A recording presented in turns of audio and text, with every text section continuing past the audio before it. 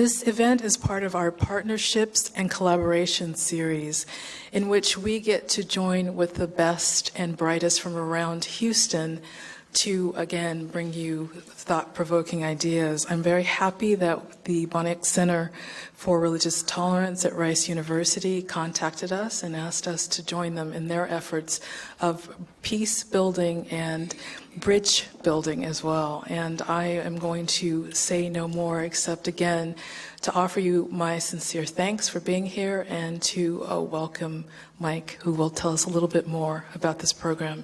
Enjoy the evening.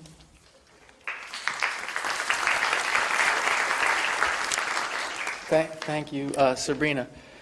As many of you know, the Boniek Center for Religious Tolerance at Rice is dedicated to nurturing tolerance among people of all and no faiths, especially youth, and to studying the conditions in which tolerance and intolerance flourish.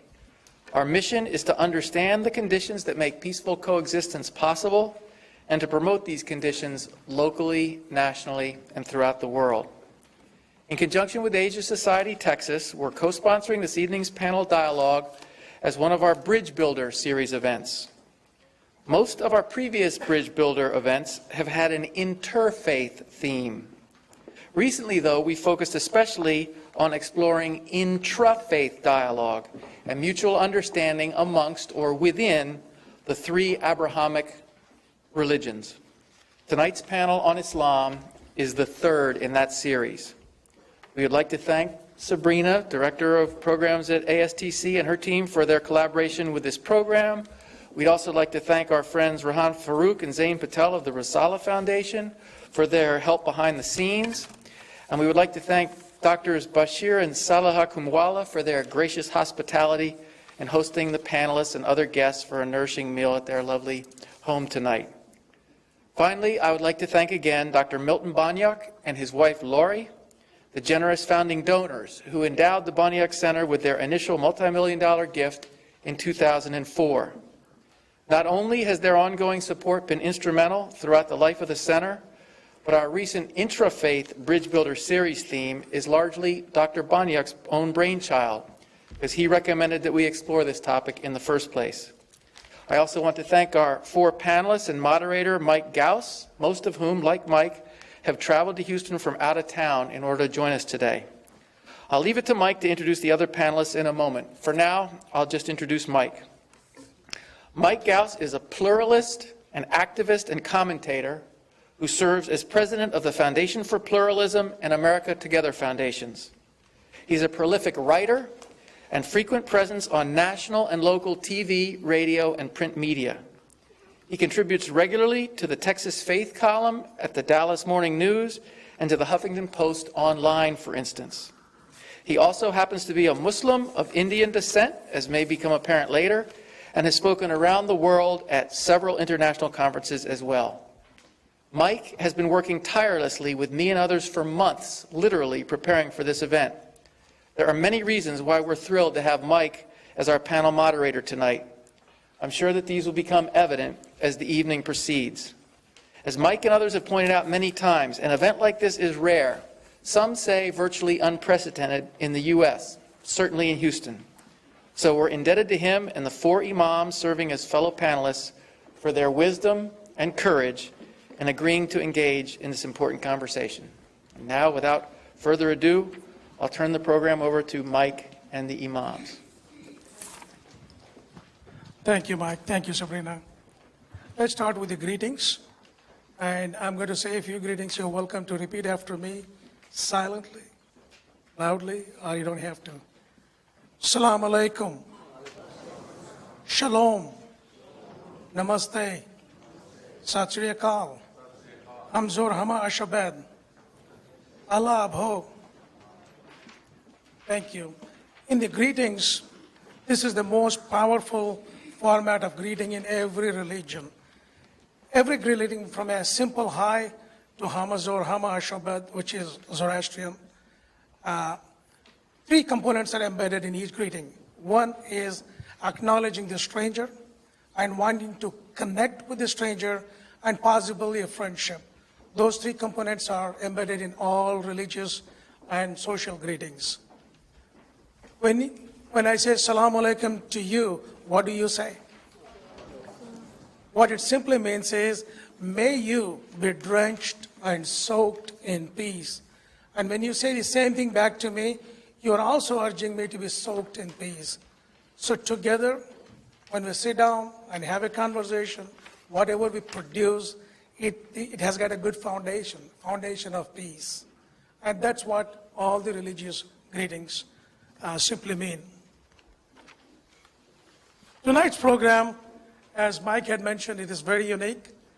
There is a lot of interfaith dialogue going on. Intrafaith, there is Jewish and Christian interfaith has gone. But among Muslims, on a serious note, formally, this is the first of its kind, at least in Texas.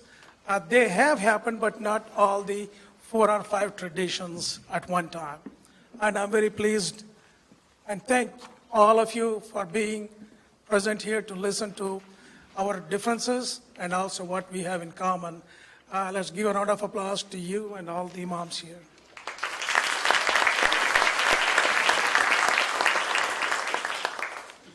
We realize this is a pilot project, and we, the panelists and the moderators here, take the serious responsibility to set the tone for a future dialogue in the United States and perhaps around the world. It's never done before. And when we do it, we are going to take the responsibility seriously. And whatever we say, we mean it. And whatever we acknowledge it. And I hope it becomes a benchmark for future dialogues. My role as a moderator of the event is simply to facilitate the panelists to answer some of the easy and some of the tough questions. And now, with the permission of Mike, Boniak Center, and the Rice University, I will begin the program. To begin the program in the Islamic tradition, we start with the first chapter of Quran called Surah Fatiha. I request Mr. Kumanwala to come and recite the first chapter.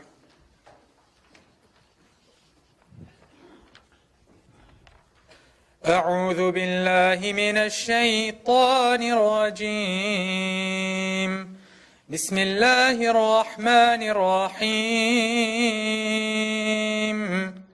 الحمد لله رب العالمين الرحمن الرحيم مالك يوم الدين إياك نعبد وإياك نستعين اهدنا الصراط المستقيم صراط الذين أنعمت عليهم غير المغضوب عليهم ولا الضالين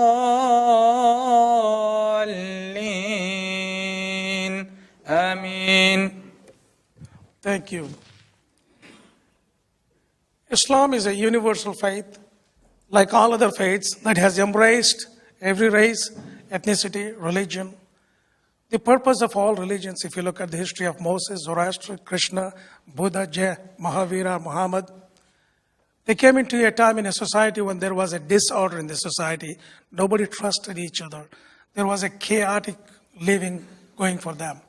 So these guys were chosen by God, or they emerged from among themselves, as Lord Krishna says, to bring a social order, bring a society to a place where each one can trust each other and live without the fear of the other.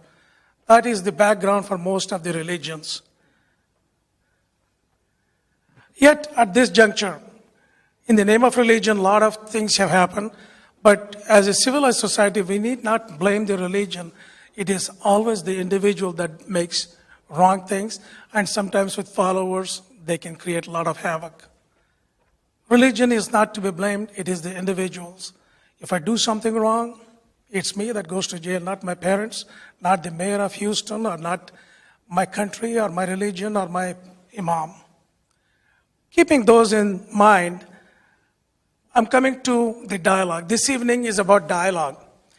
I want to share a sentence by one of my favorite authors who wrote extensively on what a dialogue ought to be. It is Rabbi Gordis. He was ordained as a rabbi at the Theological Seminary in New York. He says, dialogue only has meaning if it respects the autonomy of the other. Absent that respect, we have a monologue. In a dialogue we're going to conduct now, each one is going to listen to the other, not have a conflicting idea. Whatever the Imam is saying, I have a better idea. My tradition has a better thing. If we are in conflict, dialogue never happens. Dialogue involves both listening and talking, and listening to each other and sharing and updating ourselves with information. In Quran, there is a beautiful chapter that I talk about on conducting a civil dialogue, Surah Kafirun. The most beautiful thing about that surah, I will actually read the chapters, chapter 109. It says, O you who deny the truth, and this is a very beautiful thing, I do not worship that which you worship, and neither do you worship that I worship. I will not worship that which you have worshipped, and neither you will worship that I have worshipped. It is one of the most beautiful format of conducting a civil dialogue. And it concludes, unto you, your moral law, unto me is my moral law. In this beautiful chapter, what God is teaching us is when you conduct a dialogue, be respectful of the other. It says, I don't worship what you worship. It has never said, I don't worship, your worship is something inferior than mine. Mine is superior. There is no word like that. It puts the other person on an equal pedestal. That is what we hope to achieve today. To put each one of us on an equal pedestal and share some good dialogue from there.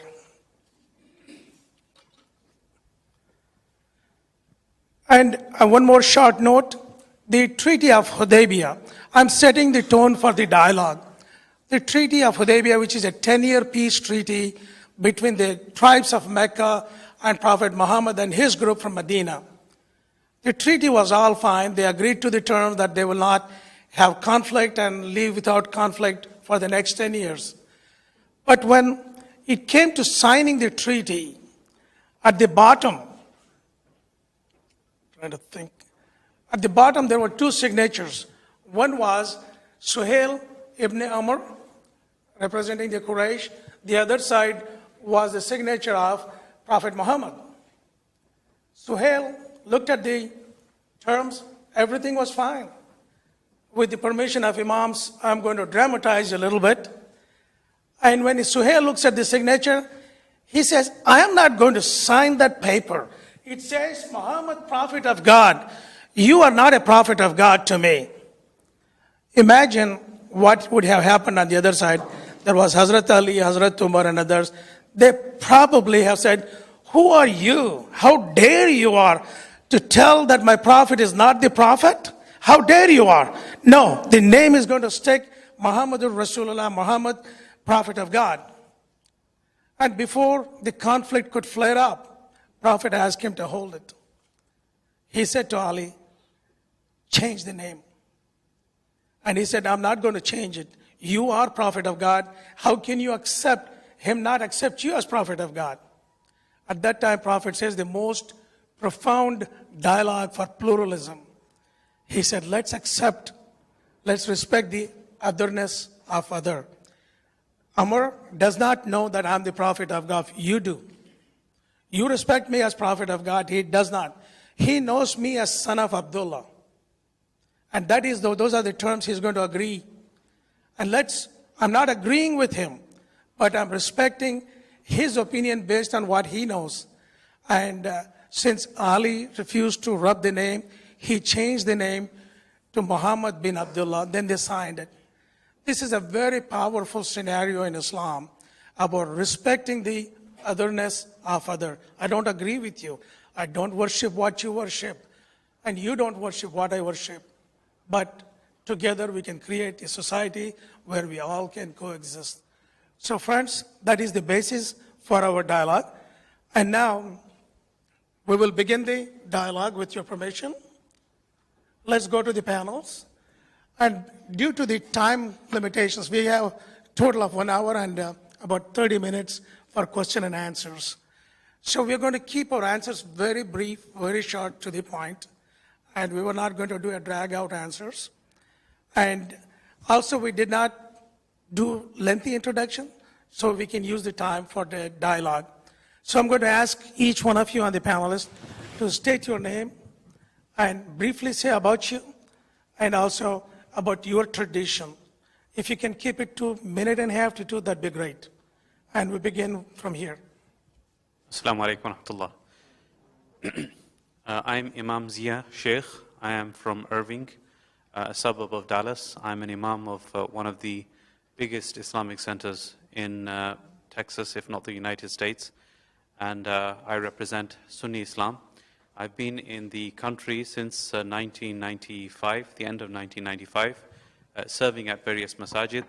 I have since completed my PhD and authored a book on Islam entitled Islam, Silencing the Critics, and I'm representing Sunni Islam. Bismillah ar-Rahman ar-Rahim. My name is Mustafa Al-Qazwini. I was born and raised in Iraq, in the city of Karbala. And I've been serving the Muslim community in Orange County, California for the last 18 years. I represent the second branch of Islam, which is Shia Islam. We are a minority, 15%. We make 15% of the Muslim population worldwide, but we are a very influential minority. We make a lot of noises everywhere.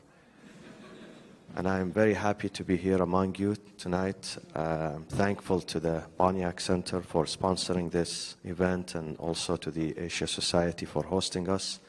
I'm very proud to be among my brothers in the Islamic religion. Bismillah ar-Rahman ar-Rahim. Assalamu alaikum wa rahmatullah. It is also indeed a great pleasure to be amongst this panel of scholars here today. And I thank the Asia Society as well as the Boniak Center for arranging this dialogue. And I can't stress enough the importance in my perspective. I am with the Ahmadiyya Muslim community. My name is Imam Azhar Hanif. I happen to be the national vice president of this organization. I've studied abroad, and I've been in this position since 1989. The movement known as the Ahmadiyya movement is one that sparks a lot of dialogue just to begin with when you hear that name. For most of you who are in the Muslim world, you perhaps have heard of this name, or perhaps have heard it as another name, which we consider pejorative, Qadianiyat. But again, I'm here tonight to shed some light as to what this group truly believes, how we feel we are part of this dialogue as a Muslim group, and we have much to share and much to learn, and I'm excited by the process. So again, thank all the organizers, and I look forward to what happens next. Bismillah. Assalamu alaikum.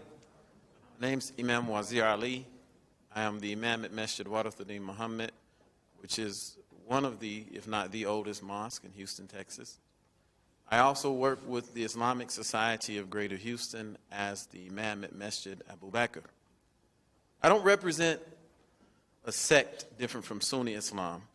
I more represent a unique experience of Islam in America that came as part of the civil rights and freedom movement, and the unique expression of Islam that came about from that experience. And I want to thank all the panelists this evening, and we look forward to a very thought-provoking dialogue. Thank you.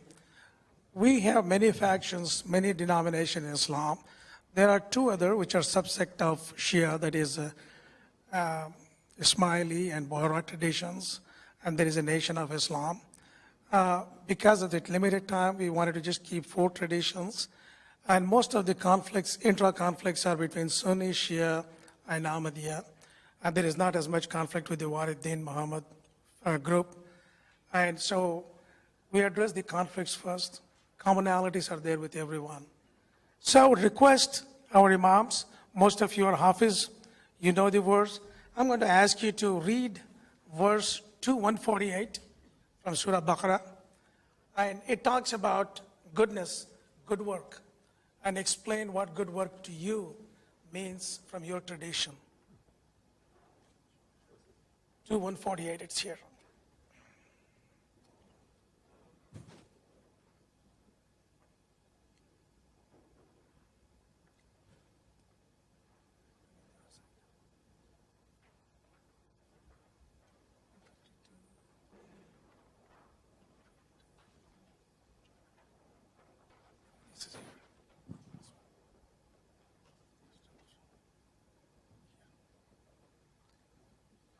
Imam, for the sake of the audience, will you please, may I request that you read the verse out loud so that the audience can have the benefit of knowing what the verse says?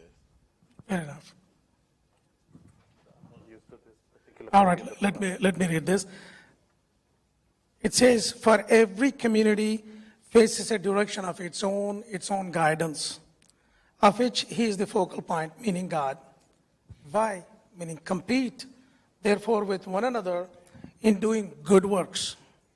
Wherever you may be, God will gather you all into himself, for verily God has the power and will to do anything. My question to you is, what is good work in the Sunni tradition? Good work is basically, we tend to, and I think probably this is common amongst all Muslims, we tend to limit our understanding of good work with ritualistic things, like the 5 times prayer, or going to Mecca for pilgrimage, or doing the fasting in the month of Ramadan. But it is much more than that. And another verse that we could allude to in Surah Al-Baqarah, Allah subhanahu wa ta'ala says, لَيْسَ الْبِرَّ أَن تُوَلُّوا وُجُوهَكُمْ قِبَلَ الْمَشْرِقِ وَالْمَغْرِبِ وَلَكِنَّ الْبِرَّ مَنْ آمَنَ بِاللَّهِ وَالْيَوْمِ الْآخِرِ والملائكة والكتاب والنبيين وآتى المال على حبه ذوي القربى واليتامى والمساكين والسائلين وفي الرقاب وأقام الصلاة وآتى الزكاة. So basically, God in this verse says that ritualistic things like turning your face towards east and west, because this verse was revealed at the time when the Qibla, or the direction of Mecca, was changed from Jerusalem to Mecca. And the disbelievers at the time, they started questioning, why is there a sudden change of mind in amongst the Muslims? Why were they facing Jerusalem, and now why are they facing Mecca? So basically, Islam became a source of ridicule that God basically changed his mind.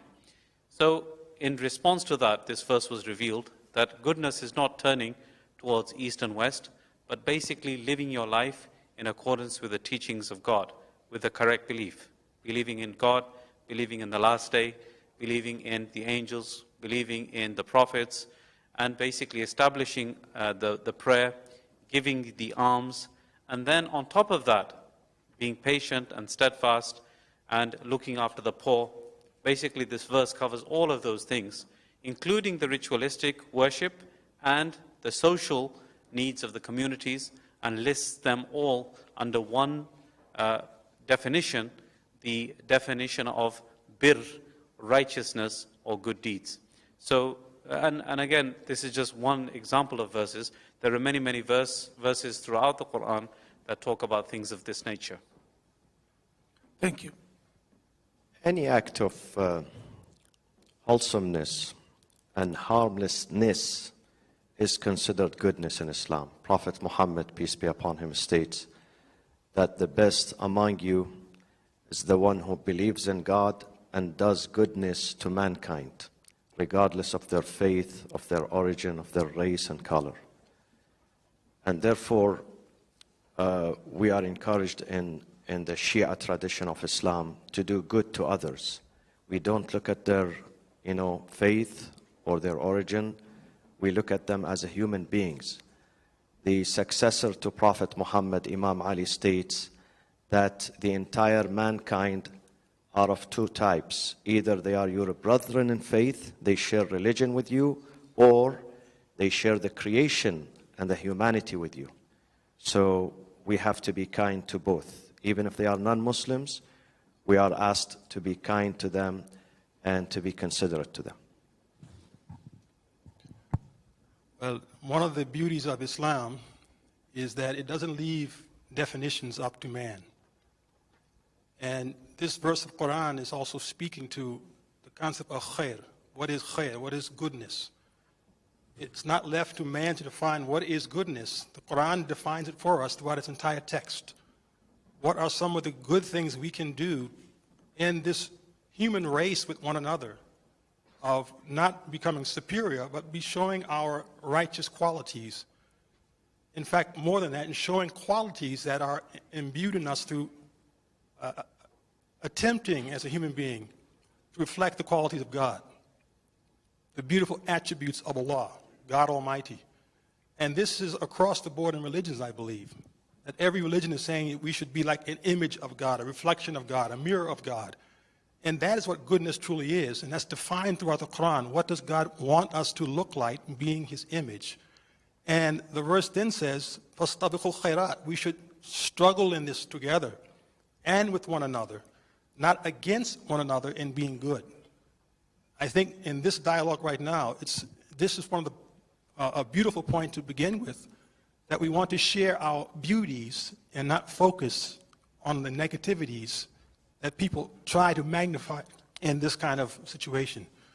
So if we can learn to do this first step, to realize what goodness is based on the concept of God's being and what He wants us to be, and then strive to achieve that in life in a wholesome way, whether one says he's Sunni or Shia, or he's part of a tradition within the Sunni or Shia body, we all are in this struggle together.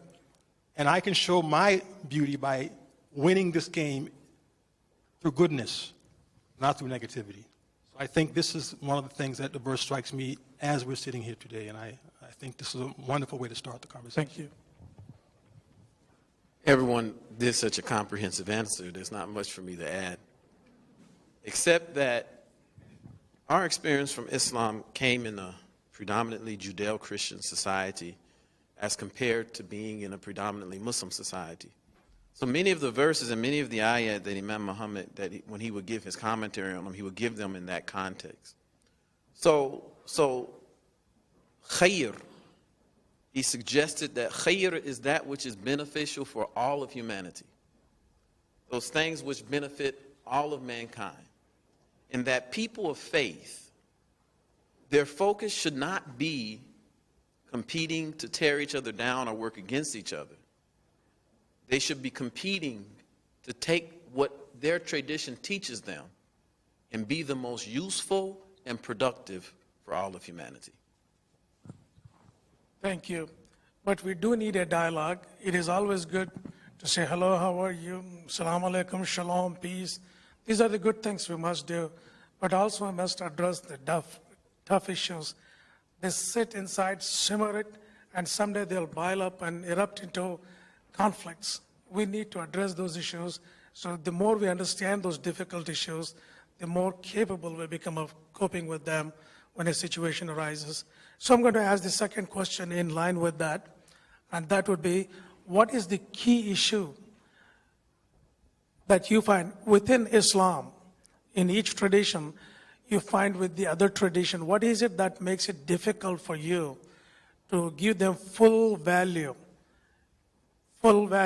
as they are, as they believe, without denigrating them or without even considering their faith is deficient? In the tradition of Prophet, where he valued every other individual to the fullest. So we want to go back that way. You want to come out from that side?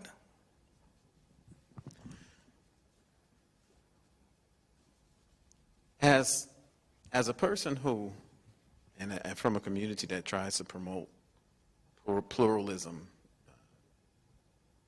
generally, it's very hard to look at someone and look at their faith and what they believe in and denigrate it, especially if you don't know the history of it. Being a person who was born in the Sunni tradition but not indoctrinated in the Sunni tradition so much that I couldn't question it, I studied and asked myself, where did the whole Sunni Shia thing come from? Because I'm growing up in America and I meet a Sunni and then I meet a Shia and they just see each other and they say, you're my enemy. And I'm like, hold on, y'all just met. You don't know anything about each other, right? How is it that you're already an enemy? And from studying the history from an objective perspective, not just from a perspective that looks at any other, look at Shia as a bad thing, but just look at it, try to be objective. I studied the history of Sunni Shiaism so I could understand what the historical roots that brought about this great split that hasn't healed to this very day. And so I would be more with those, and I know you want dialogue, but I would be more with those Sunnis that say that there are expressions of Shiaism that is part and parcel, hand in hand, and acceptable to Shias, to Sunnis. And I believe Muslim would suggest the Jafari school of thought as one that is in line and is acceptable. There was a big article about this not too long ago where a certain number of Sunni scholars got together and said this. Now, the Ahmadi is slightly different, but many people in this audience should know that the indigenous Islamic experience started with a person who was an Ahmadi. Right? Although it went Sunni, and the reason it went Sunni is because the person who came to lead the community after the death of Elijah Muhammad took it Sunni. It could have went Shia, and it could have went Ahmadi. It could have went either way because the whole American Muslim community was listening to see which direction the leader pointed. And the leader pointed toward Sunni Islam. So then the issue then would be how I've been conditioned to understand how the Ahmadi community understands the concept of the seal of the prophethood. And how it's commonly expressed is that our brothers and sisters in the Ahmadi community see that their concept of the seal of the prophethood is not clear. And they attribute things to someone that came after Prophet Muhammad, and some even elevate to prophethood. But we have a representative from the Ahmadi community who can clear that up this evening, because I may be misunderstanding, because I only read certain books, and I don't understand it from the inside. That is a good perspective. I think we all need to define who we are. Let us not be defined by the others. So it's your turn. Yes, I appreciate the thoughts and the follow-up question, and I'm sure it may come. But to me, the biggest struggle is not so much within one's faith. I think all of us sitting here, whoever we are, whatever group we belong to, we feel comfortable in our own skins. If not so, we wouldn't be who we are. We would naturally migrate to another place of comfort. And I'm referring here to faith now, that if you don't feel comfortable in one so-called sect in the body of Islam, you would leave that and go to another. So everyone sitting in the comfort zone is telling me that therein lies the first struggle which I have and all of us really have as a body. We are unable to see beyond our comfort zone the beauty in the other, whereas this is supposed to be what is called the ummah. We're supposed to be a collective body that sees all of us in one zone, one place, one spiritual position of being Muslim. And that has always been the paradigm of our faith, that we are all part of this, struggling together, whether it's in vying for good deeds, vying for the nearest of God, and hopefully at the end of the line achieving that blessing called Jannah, paradise, etc. But here we are in 2013, and my comfort zone is so immediately shattered by just knowing in the other room is someone who is not like me.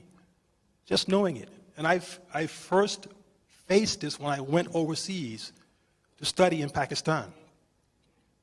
Coming from this plural society of so many religions, growing up with Jews, Christians, and others, the idea never struck me that within Islam there is this much antipathy and this much antagonism and controversy and conflict between different groups until I went into certain cities of Pakistan and saw what was happening.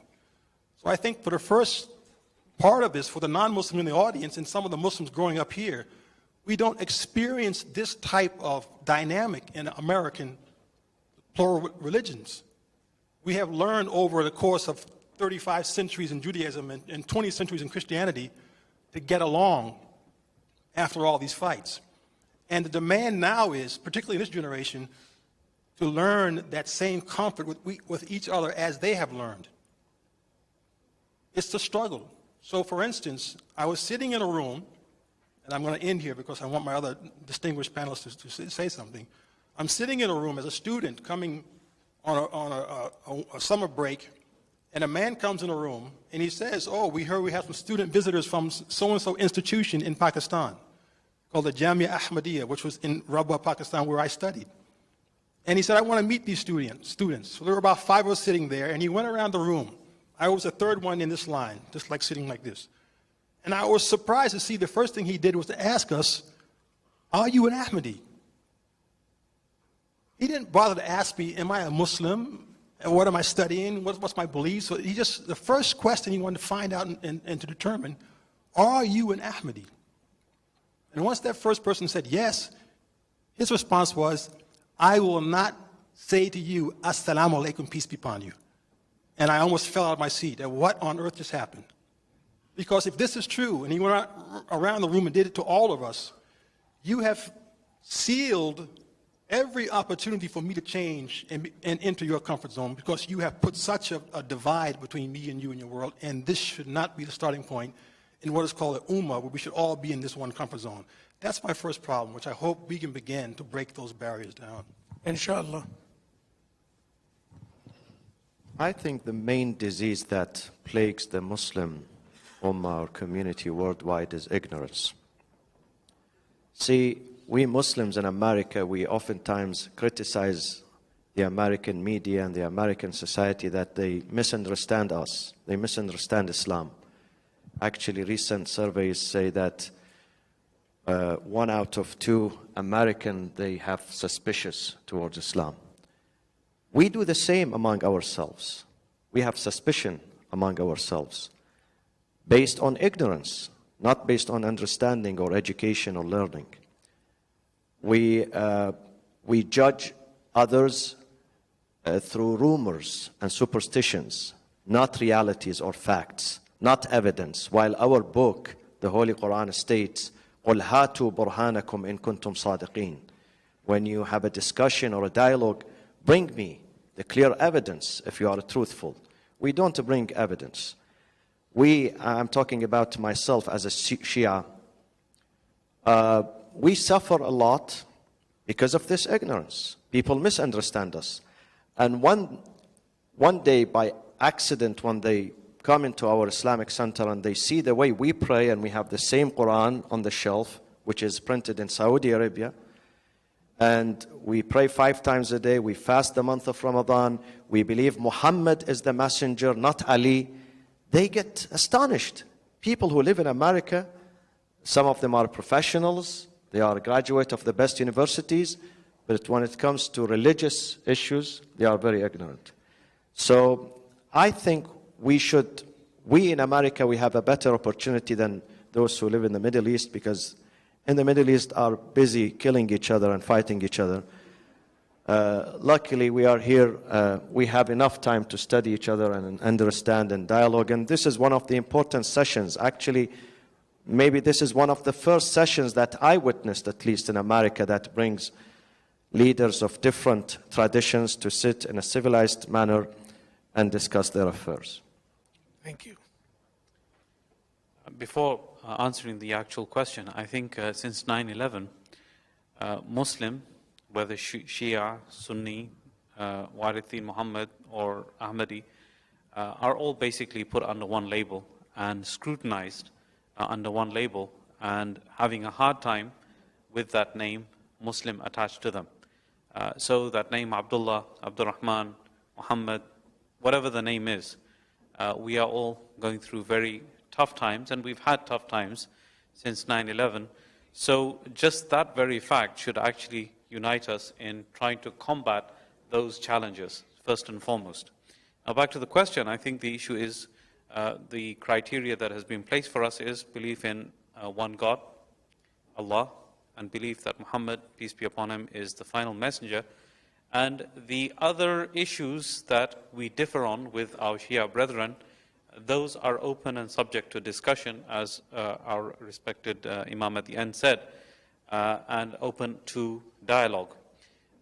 And we do, amongst the Sunni school of thought, believe that some Shias are, can be included and inclusive in just as the Sunnis, as Muslims. And the Zaydi sect, for example, in Yemen, it is regarded without any doubt to be on an equal par with Sunni Islam.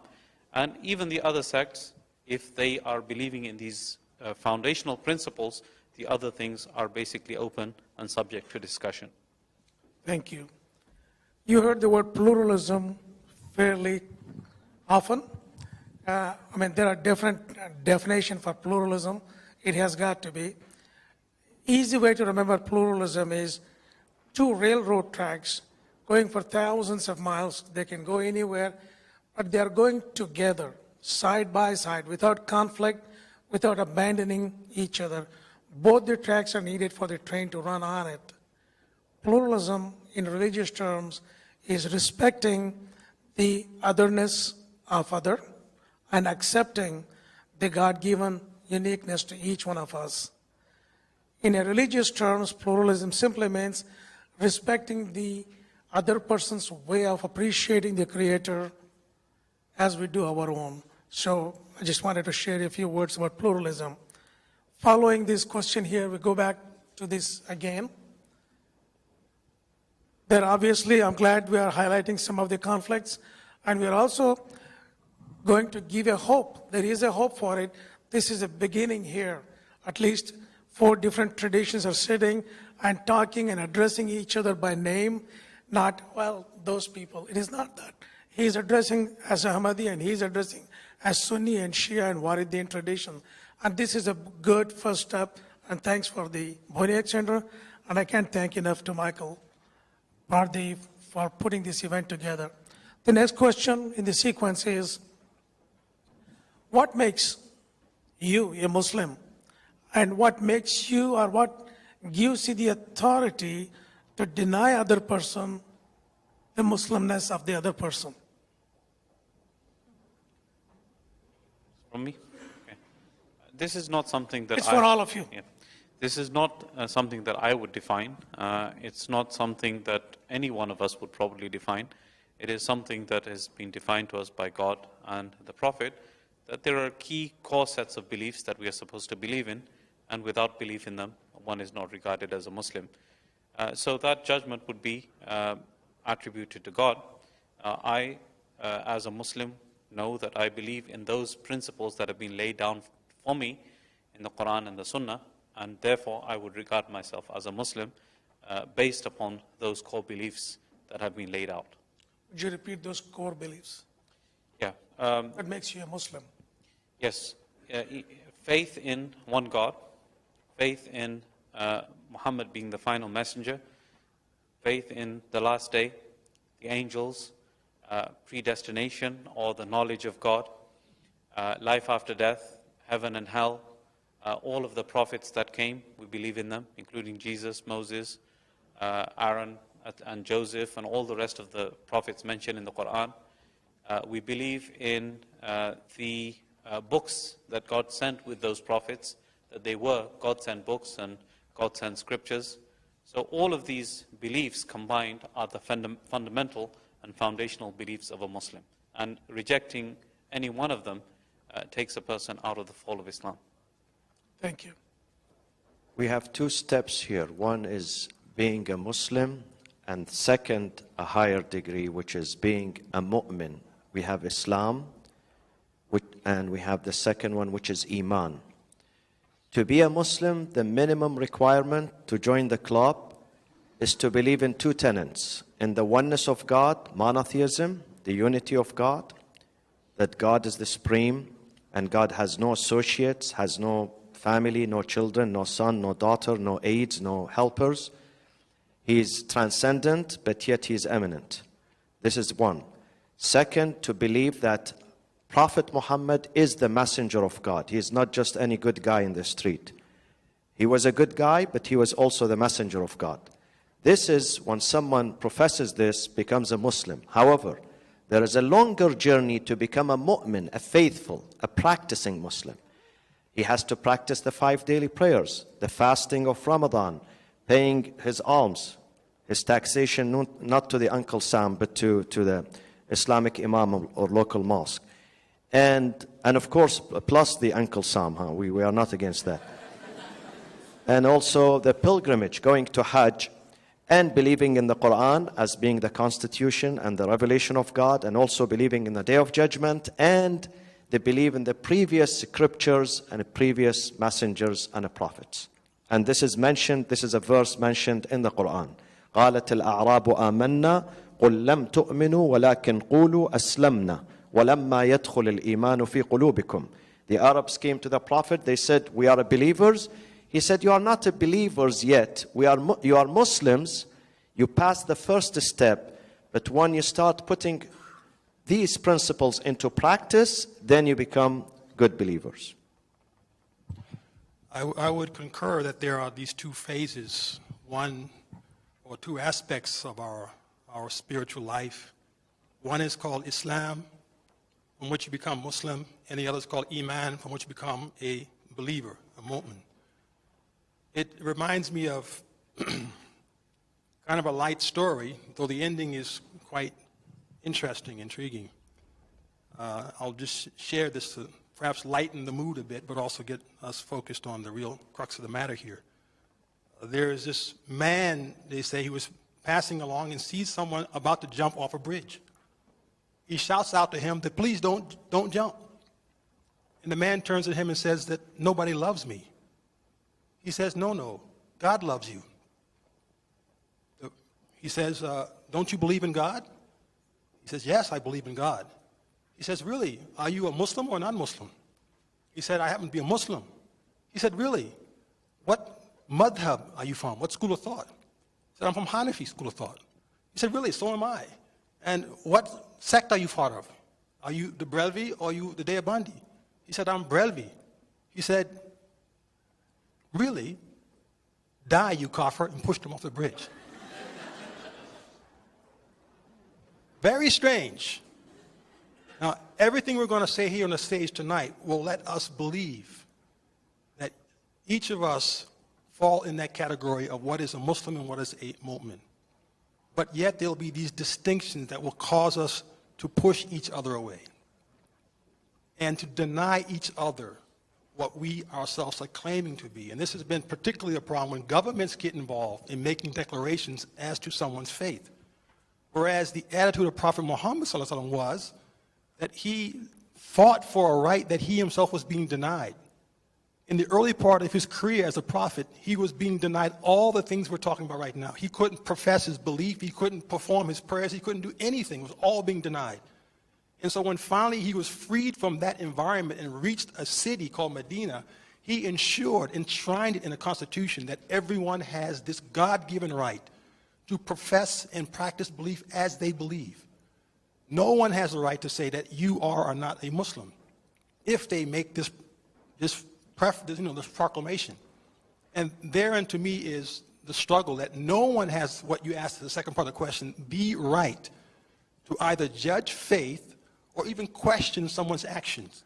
This could be a hypocrite. We still don't have the right to question that. It is between that person now and God.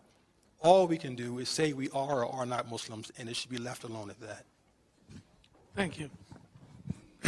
For the audience who aren't versed in Arabic, when he says you are kafir, die, that means a rejecter of faith, because I know we have some people that are not familiar with the language. But there's a tradition of our Prophet sallallahu alaihi wasallam that scares me whenever I think about calling someone a disbeliever. It goes like this. It says, if you call someone a disbeliever, one of you are a disbeliever. So that scares me personally because I don't know what's in anyone's heart. I don't know what anyone's faith is. But I do know behavior. If you behave in a way that's an affront to human dignity and good human behavior, then your behavior states that you're not a Muslim. Your behavior then defines you. If you do things that are like murder, killing innocent people, then your behavior defines that. One of the most profound things Imam Muhammad said was that Islam brings you back to your best human nature.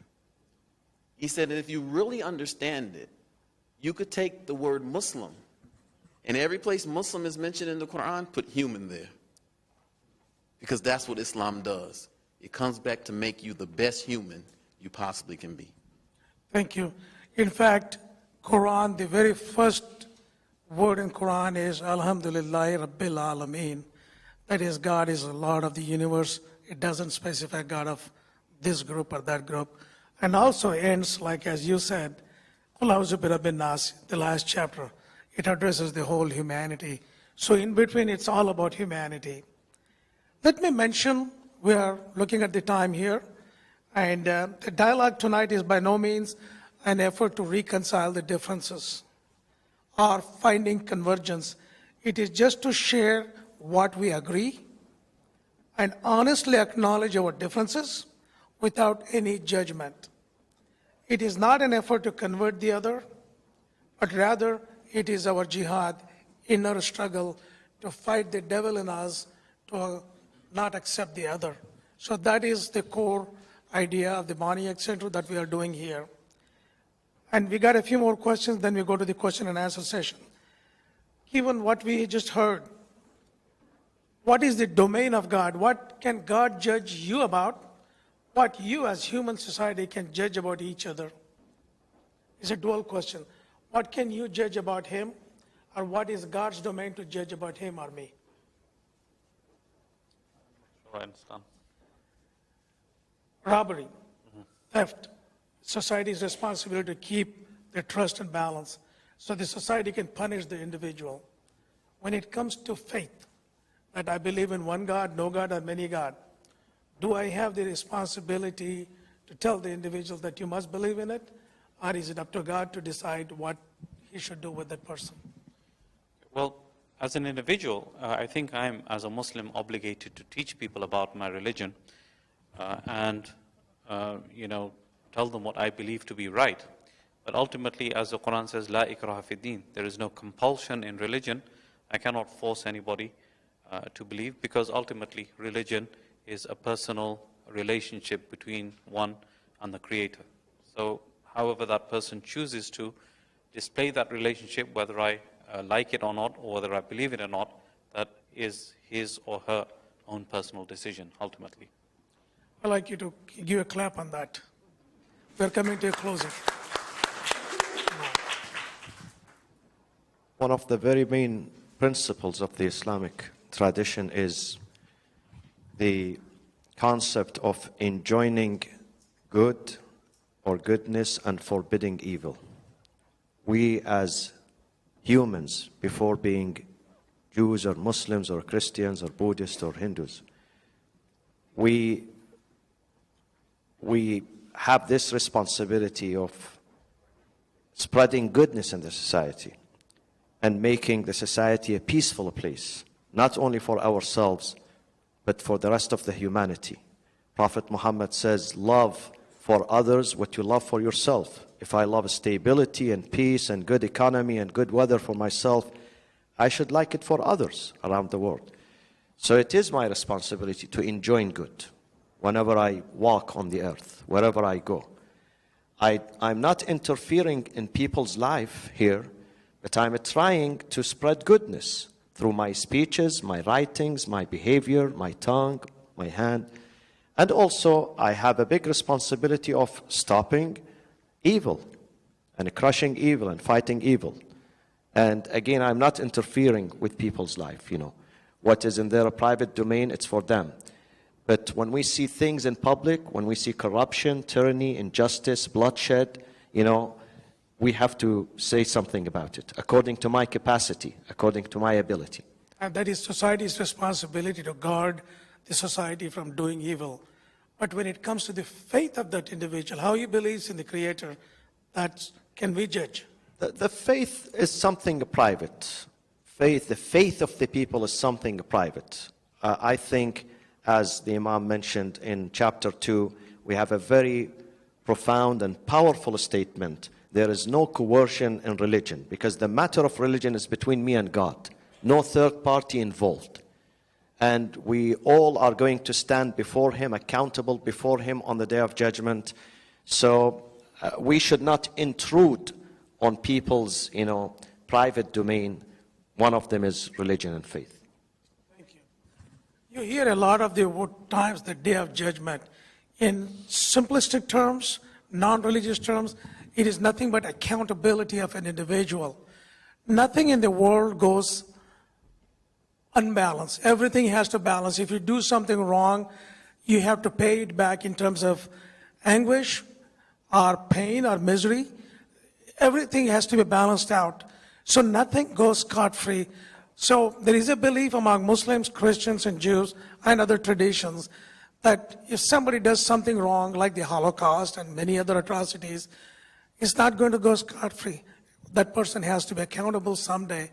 That sense of accountability is what makes us behave and do the righteous things. So I just wanted to add. Now back to you, Imam. Yes. I think it should be clear, not... Perhaps for our Imam, President. Yes, I think it should be clear that in matters of faith, those things which are part of the heart are outside the domain of man. And this is shown in one tradition where during that era where they were engaging in these battles for securing the freedom and security of the Muslim community, one of the companions was involved in a battle in which the person was about to receive from his hands a final death blow. And before he was able to strike this final death blow, that person shouted out what Imam said earlier as the kalima for the Muslim world. La ilaha illallah Muhammad Rasulullah. I confirm belief in God and that Muhammad is his messenger. Yet it didn't stop this companion who was named Osama bin Zayd. Strangely enough, this Osama was considered a very noble and righteous person within Islamic traditions. But on that occasion, he did something that was so abhorrent to the Prophet. When he received the news, he asked him this question: "O Osama, did you cut open his heart and see what was his belief?" He said it over and over again, so much so that Osama then replied to those who were around, "I wished on that day that God had taken my life before I had witnessed this and seen this kind of response from the Prophet of Islam." This taught us a lesson of how critical it is for us to step back from the domain of the heart. Only God, who is Maliki Yawmuddin, the one who is the master and judge of that final day, has that right. We can't know what's in the heart. But we can judge some actions. So even in a civil society or in a Muslim society, we can encourage them to avoid committing certain outward acts which cause transgression against others or even against ourselves. That is the limit of what we can do in terms of someone else's belief and faith. But the belief in the heart, we have no way to touch that.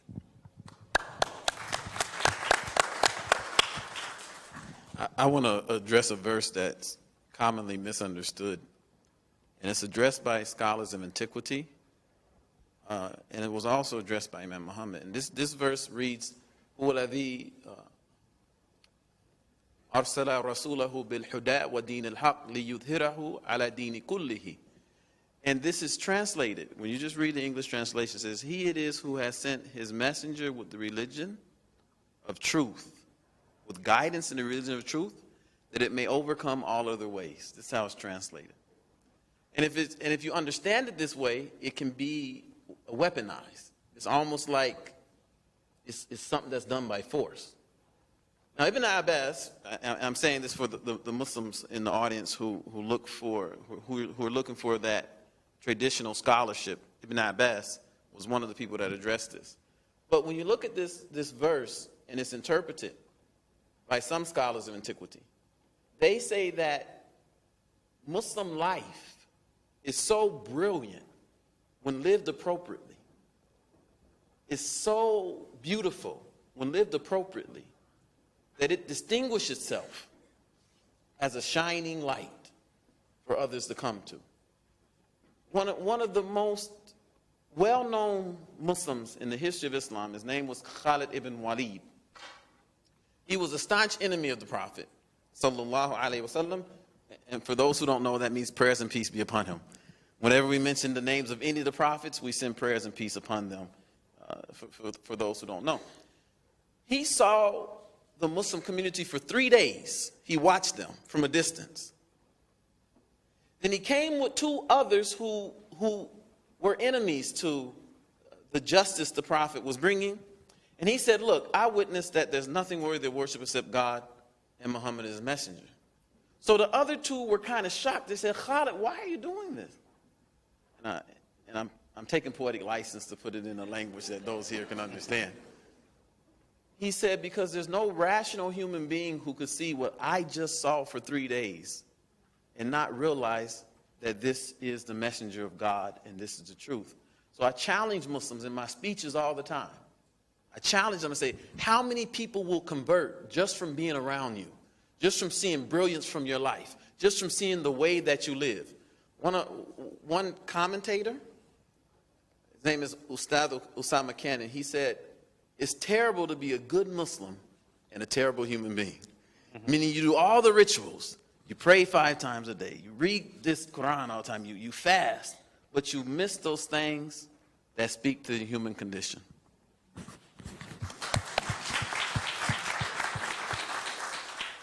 I have 2 more questions, but we'll wrap it in one. Mr. Boniek was in a discussion, we were talking about it, and I appreciate his perseverance to have a dialogue so people can live in peace. I appreciate that. His question was, what are Muslims doing within Muslims to connect with each other, to understand each other? Is there an organization? What's going on? And then to that I will ask, what are you doing as an individual to mitigate the conflicts within Islam and nurture goodwill? So we'll start with you. Sadly, the answer to your question is not enough. We're not doing enough to mitigate this conflict. Personally, from a personal nature, I have a very open door policy in my masjid. Shias have always come to my masjid and prayed, and I've never made an issue of preventing them or stopping them. In fact, while I was in Tampa, Florida, some of my best friends were actually Shias, and they used to constantly invite me, and they are basically still in touch with me. So that's basically from a personal level. I believe that unless and until we sit around a table and we talk about the issues, those issues will never get resolved, and that's what we should move towards. Thank you very much. Being a minority, we do everything possible to reach out to others, to non-Muslims and Muslims and Sunnis and Sufis and, Nation of Islam and Ahmadiyya and others. But sometimes, unfortunately, we reach a deadlock. We cannot get through because of this package of prejudice, ignorance. Most of you are aware that the majority of the Muslims in this country are immigrants.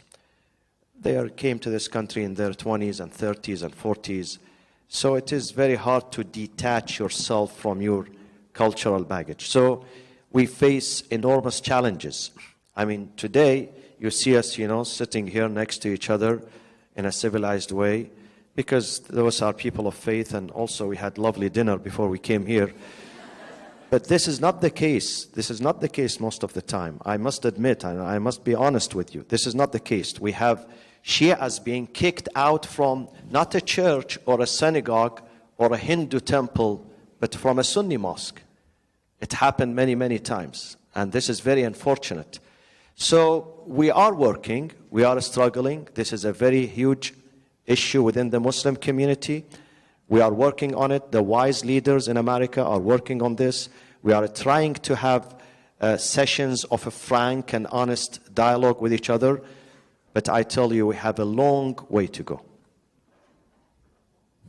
Yes, it's truly the saddest part of a Muslim's life when you look at this situation that's just taking place perhaps somewhere in the world right now, that groups of Muslims are being targeted and are being killed, not by the outsiders, but by those within this fold. In this past week alone, there were 2 acts of terror nature in Pakistan, where over 80 people in one act and over 100 in the other one lost their lives simply because of their association with a sect of Islam, in this case Shia. And the same happening in other places. It's happening in the case of those, who are part of our community. So to go beyond this struggle and try to say, what are you doing? I think for us as in the Ahmadiyya community, the first thing we are doing is we never have been involved in this aggressive campaign against any Muslim group. So you say that dialogue is something where you should have this respect and this agreement. The first step is on a human level. We have agreed from day one in our community that the life of every Muslim is sacred because the Holy Prophet Muhammad has said this to us. So much so that he said to take even one life of a Muslim condemns you to the displeasure of God or hellfire. And we have taken that to heart. So there's never been an act of an Ahmadi community or Ahmadi himself killing another Muslim of a different sect. So we have shown this spirit of tolerance in the face of extreme opposition and persecution and denial of even being part of the Ummah. I think if all Muslims will first start from that point, we can then move forward to these kind of dialogues. But if our starting point is, once I see you, as Imam said, you're already my enemy without even knowing what you believe truly and honestly, that can never be a starting point for what you're asking us to do. So first, be the Muslim within yourself. And I'll give the audience one more definition of a Muslim. One from whose other Muslim, your hand and your tongue, they are completely secure. Let's start being that Muslim as defined by Prophet Muhammad ﷺ, that every other Muslim in this world will be free from my hand, my physical and my tongue, my verbal abuse and attack. And then we can begin going to the next level, which you're asking us to go to. Thank you. Let me add to what you said. You mentioned killing one Muslim. It's actually killing any human. So just wanted to add that. I think that we have to call for mass education in the Muslim community. Because when I studied it, some of the roots of the Sunni-Shia split are tribalism. It's tribalistic warfare that the Prophet ﷺ came to wipe out.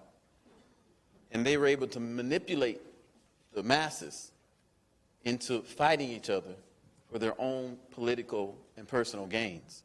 So I live in 2013 America. What am I doing fighting a fight that started 1,400 years ago among 2 warring Arab clans that goes back to before the Prophet Muhammad ﷺ came, and he came to eradicate? So I think Muslims have to educate themselves about their history, and not in a biased way. Don't go looking to find fault in Shia history. Go study it with an open mind and just look at what the actual history is. And you're going to see some things that will really open your eyes. The second thing is, what am I doing? I don't know. There's a mosque in Southwest Houston called Mercy Community Center. And our policy is don't harass anyone.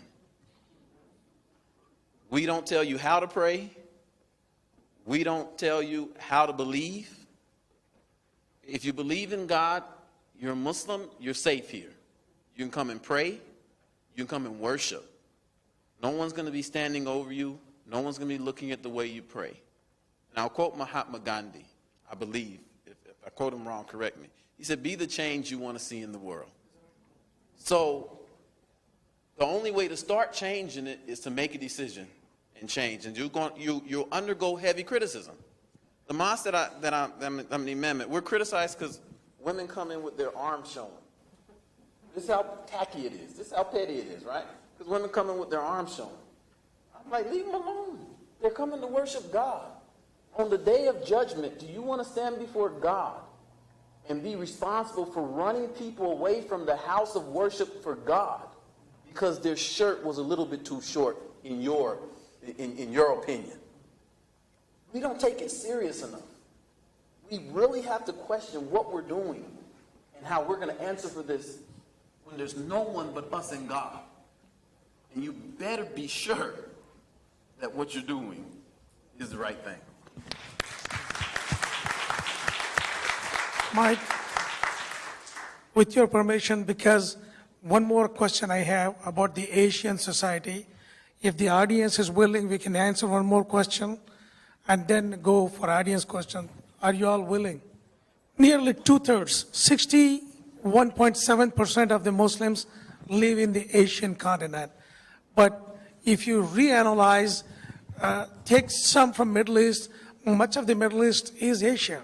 If you take that out, nearly 2/3 of Muslims live in Asia. Of that, 75% of them live in democratic societies. Still, we have what's happening in Pakistan, harassment of Ahmadiyya Muslims, killing of Shia Muslims. The Ahmadiyya Muslims and Shia Muslims are not safe in Pakistan, Bangladesh, Indonesia, and Sunni Muslims are not safe in Syria. In Bahrain, Shia Muslims were persecuted. What, as a society, we need to do is stand up for everyone. Until we learn to stand up for each other, the world will not be a safe place. There is a website in my profile there, Standing Up for Others. If you look at it, if you can gather courage, stand up for everyone. It's easy to stand up for your own. Learn to stand up for others. That's when we complete the equation of humanity. On that, I'm going to ask, standing up for others, what we need to do in Asia, where a majority of the Muslims live with this conflict, what can be done to resolve this conflict so people can live? You alluded to the word Mu'min, and you mentioned a few things about Mu'min is someone where it's like God. God's one of the names of God is Mu'min. Means you feel safe, secure. You don't have any fear from you, then you are a Mu'min. So let me ask you that. I think a dialogue like we are conducting now, it will be beneficial if we can publicize it to a degree that the news gets to those countries that this kind of thing is happening. Because I'm pretty sure that most of the people who are witnessing these kinds of atrocities day to day, they're sick and tired of it, just as we are sick and tired of hearing about it. So getting around a table and having dialogue like this, publicizing it, maybe it may open the door for things to happen in those countries. Remember, America exports a lot of things, okay, in terms of, and a lot of the things we might not agree with. Okay, it exported the iPhone, the iPad. It exported, and it still continues to export movies from Hollywood. And people in Asia are influenced by all of these things. Why wouldn't they be influenced by movements such as these and dialogues like this, and encouraged to sit around the table? That's a very good, solid point. I think the key word into solving the Muslim domestic crisis is education, education, education. Asian countries, Arab countries, many of the Muslim countries, they are spending their wealth and the wealth of the next generation on warfare, on accumulating weapons and airplanes that they don't even know how to use. And unfortunately, they are neglecting education. And on purpose, in some of these countries, the Sultan and the king and the president, he wants to keep the masses ignorant so he can enjoy ruling over them. So I think we, the Muslims here, whether we are 5 million or 7 or 10 million, I don't know, we can present a very fine example and role model for the Muslims worldwide. Let me share something important with you. Before I landed in America, I lived in half a dozen countries. I was born and raised in Iraq. I lived in some of the Persian Gulf states, in Syria, in Lebanon. But I found today, a man was sitting next to me who happened to be Jewish, and we were talking to each other. And he said, "What is the most attractive thing for you in America?" I said, "It's not economy. It is, the most important thing is tolerance. I learned tolerance here, religious tolerance, social tolerance, political tolerance." We can present this example to the Muslims worldwide. We are in a better situation now, we the Muslims here, to present this example of harmony and understanding and mutuality to other Muslims worldwide. Thank you. I want to thank the Asia Society who is sponsoring this program, and they have a huge burden on them to, besides iPads and iPhones and education, to export this kind of information, to have dialogue in those places, something like this, and gradually build up a change there, a positive change. Thanks, Asia Society of Texas Center. Let's give a round of applause for Asia Society.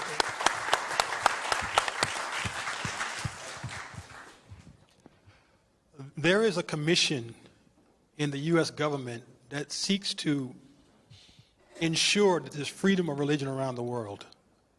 And it's part of their foreign state policy. Now, I attended one of their meetings in Washington, D.C., where they were giving an annual report card, a State of the Union around the world. And during the meeting, there were special guests. One of the guests was a very interesting gentleman. His commission was to go around those places in Pakistan where there are madrasas, these educational schools. We're talking about education now. But what he discovered was the madrasa as a principle is Islamic, to educate every child from a young age till the end of life.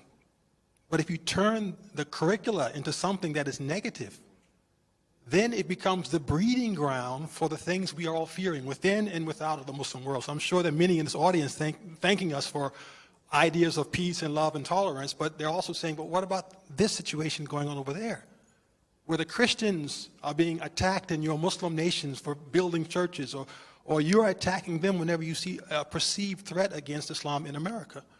So this person's commission was to go to those places where the young minds are being fed information and ensure the curriculum is based on what we're talking about here today: tolerance, peace, the loving example of the Prophet, the way to live in a body of diversity and plurality, and be in harmony with your world. I think one thing that would be challenging for us but may make a great impact, if you can take this audience, this group, so to speak, on the road and put them in those other settings around this country who would not show up here today, and say, here we are Muslims from different traditions. We want to have this dialogue with you right in your home now, because you wouldn't come to our home, and begin the conversation like that. Because if we wait for them, we may be waiting too long before the bombs start dropping here in America, and I don't want to see that day. So please, let's try that initiative. If I can say one last thing, perhaps just one name that will let us realize how it can be done. It doesn't take a lot of wealth, a lot of position, a lot of power, even a lot of size. Malala Yousafzai. Think about that girl, what she has done now. She's up for a Nobel Prize, but she was the one that stood up against all that opposition and odd for a girl in Pakistan to receive a basic right that the Prophet said she should have, is to educate herself. She took the bullet for us in the West to let us know Islam stands for this tolerance. And I think we should not fear the challenge or the struggle. We should be ready to go and take whatever we have to face to make this change, because we need it as an ummah.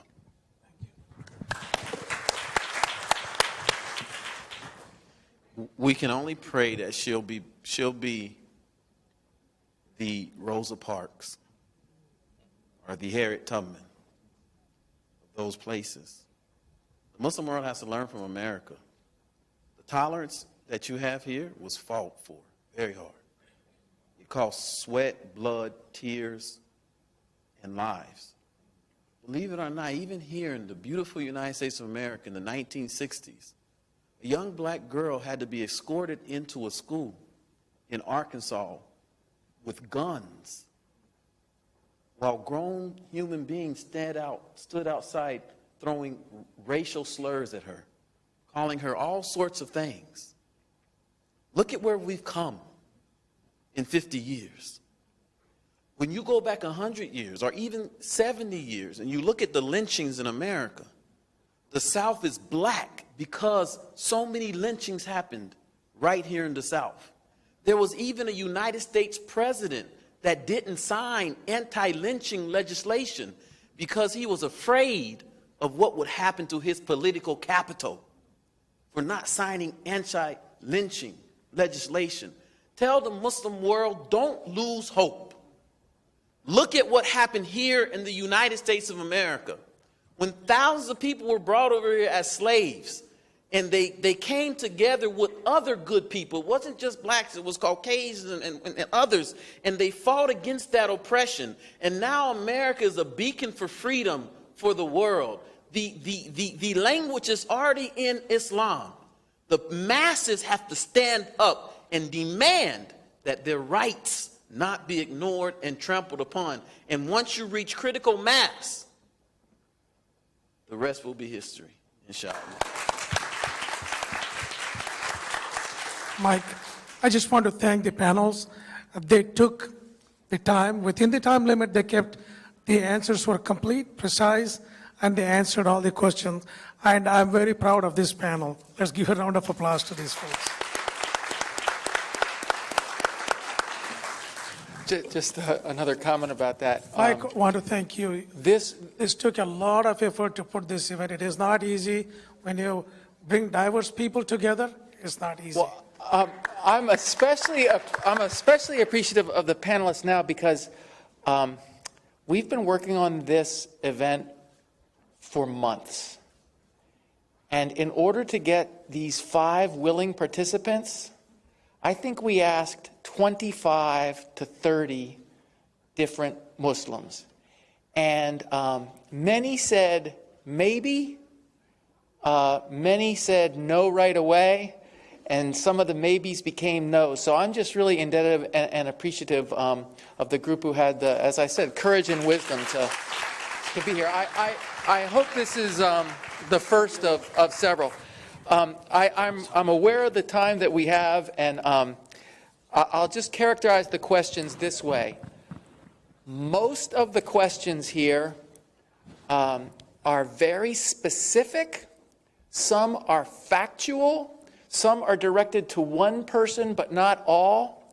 And so I had a hard time distilling any consensus or any common theme out of that majority. The second most common question, and we actually had an allusion to it a little bit toward the end, actually asked about the role of women. That was the second most.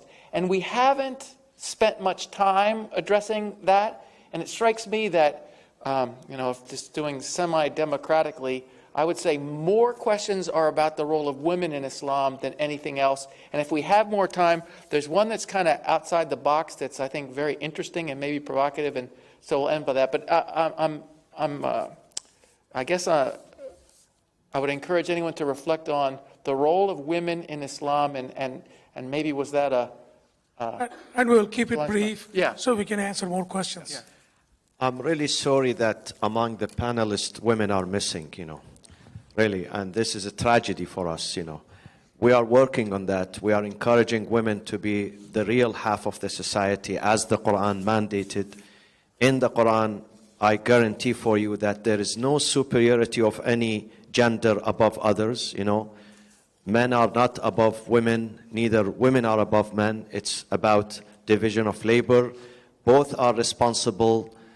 Both have duties and obligations in this life. Both are equal in the eyes of God and in the eyes of Prophet Muhammad. Couldn't have said it better myself. I'll go back to what I said earlier. One of my communities are predominantly African American, and they have Rosa Parks to look at. I'll refer you to one thing, and please go home and look at this trailer. 3 words, the deadliest 3 words in the world. It's a girl. Go look at the trailer, itsagirl.com. To show you in Asian societies, India, China right now, to hear those 3 words is the death knell of so many human beings. And this was one of the greatest blessings or efforts by Prophet Muhammad, peace be upon him, to ensure the equality, the dignity, and the rightful place of women in this world. It's just one of them. But please look at that trailer. You will be shocked, and I hope so, because it is a shocking situation existing in 2013. Just a brief note, you can Google last sermon of Prophet Muhammad that talks about equality. It is nothing but our Declaration of Independence, all men are created equal.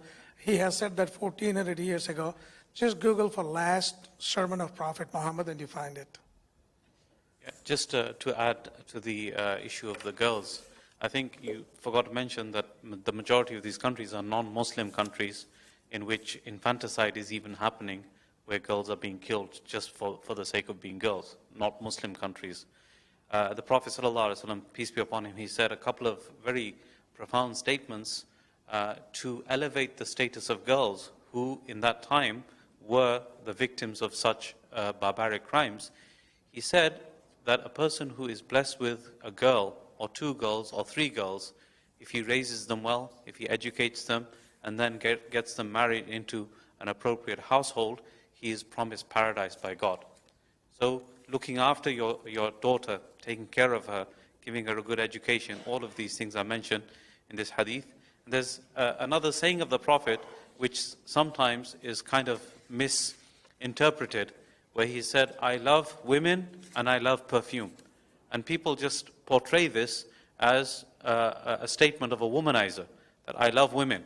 And if you just take it in that context, yes, it seems like, well, this guy seems like a womanizer.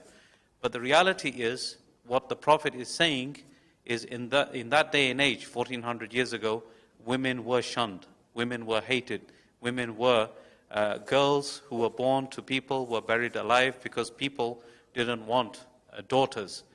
At that point, the Prophet elevated the status of women by saying, I, being your leader, being the messenger of God, love those women that you shun and you hate, and you should love them also like I love them.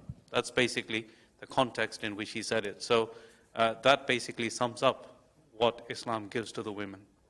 May I add one thing? Your predecessor, Dr. Jill Carroll, she said this. She said one thing about our Prophet Muhammad sallallahu alaihi wasallam, he understood the plight of those marginalized in society. Because he grew up an orphan, and orphans were marginalized. And of the children he had, the only survivors were girls. So he was extraordinary. He didn't follow the custom. He didn't do what everybody else was doing in society. He didn't bury them. And he married a widow who was another marginalized person. We don't have time tonight, but it's a very beautiful, when you look at it, you see that he was perfectly positioned in that society to see the plight of the marginalized and to stand up for their rights. Okay, I continued to get, I don't know if you saw, I continued to get excellent questions coming in after I thought I'd chosen one. Here's an interesting one, though, that alludes to the comment that 1 out of 2 non-Muslims in America have negative attitudes or questions about Islam.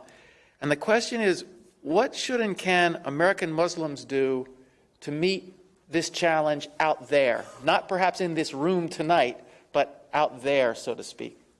I'll take a quick look on that. I was with Pamela, I'm on Sean Hannity regularly. I was with Pam Geller a few days ago. Before going into the show, she wrote on her website, Atlas Shrugged, that I'm going to beat down this Islamist guy in the interview. I don't know why she said that, we are friends, but she said that to appease her friends. And on this show, she started screaming and she started the conversation about jihad, and she has got this memorized spiel for 2 minutes, and she was laying it out. Hannity was trying to stop her, let the other person answer. She wasn't doing that. That's her nature. And I said, Pamela, you need to stop. This is a dialogue. You say one sentence and shut up, and I say one sentence and shut up. That way the audience can get our point. Let me tell you about jihad. At that time, there was a dead pause. Hannity really liked that because he couldn't say to her what I wanted to say. And then I told her the story of jihad, where it began. But the next day, she goes back on the website. No, I took her title, and I'm going to drag her down and show her what she's wrong at. She goes the next day and said, I met the most moderate of all Muslims in the world today. So it takes sometimes to be persistent and be assertive to bring about a positive change. Actually, this statistic that you mentioned, it also, if you delve deep into the statistic, that 1 out of 2 or the 50% of the people that have negative images or negative feelings about or perceptions about Islam, those 50% have, for the most part, have never met a Muslim or talked to a Muslim. So that basically sums it up. So I would say to those non-Muslim Americans who have never met or talked to or interacted with a Muslim or never been to a mosque, go ahead, go visit your local mosque. Go talk to a person that you know to be a Muslim, ask him about Islam, and you will be pleasantly surprised when he tells you all the beautiful things that there are to be learned about it. I think those who are suspicious about Islam are mostly, this is generated by either prejudice or ignorance. When it comes to prejudice, we really cannot do anything about it. Neither God can do anything about it in this life. This is the way they are. But to the other part, which is ignorance, we can do a lot. If we, the Muslims, I always tell my congregation, my students, if we talk the talk and walk the walk and we practice what we preach in our religion, then we're going to send a good message to the others that we are civilized. We love not only ourselves, we love our neighbors, we love our community, we love the soil, we love the environment, we love the country. And sometimes we love our enemies too. This is, if we can stick to this principle of really, and this is exactly what the Quran says to the Muslims. Why don't you practice what you preach? This is the problem we have.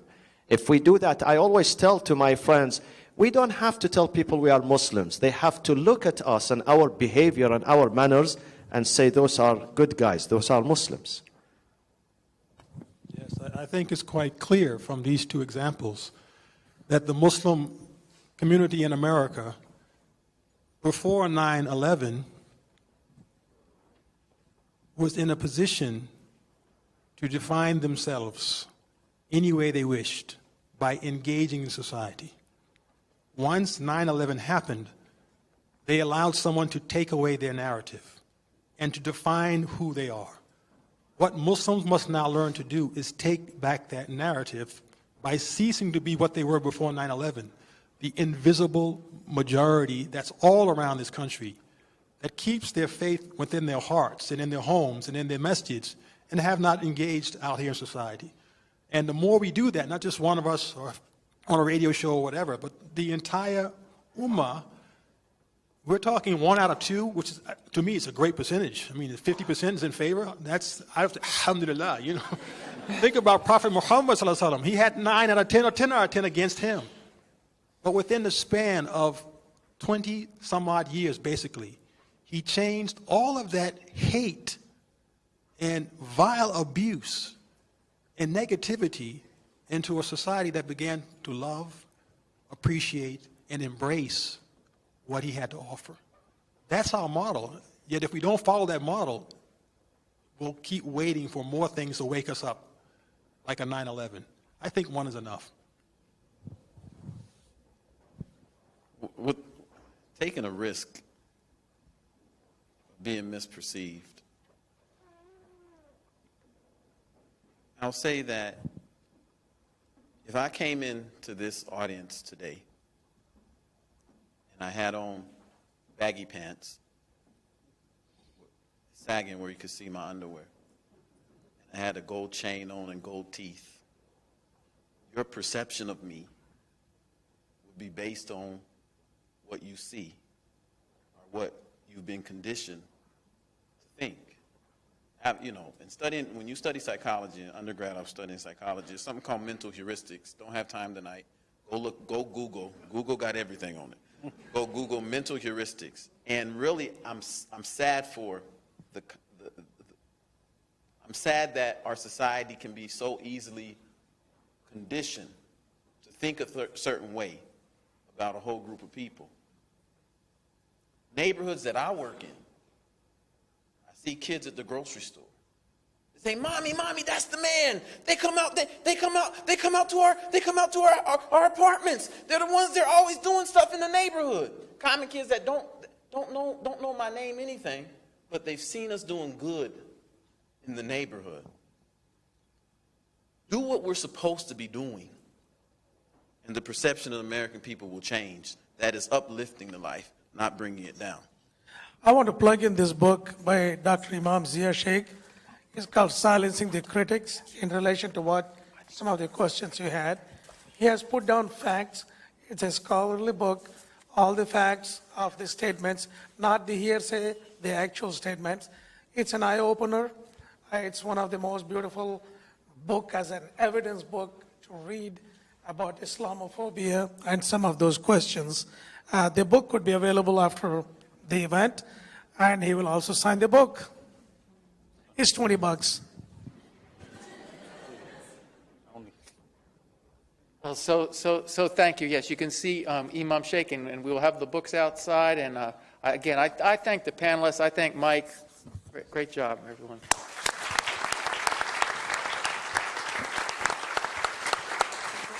Again, thank you all for coming tonight to Asia Society Texas Center. I want to thank Mike in particular for his contribution to our mission, our vision, and our aim to partner with some of the best organizations in Houston.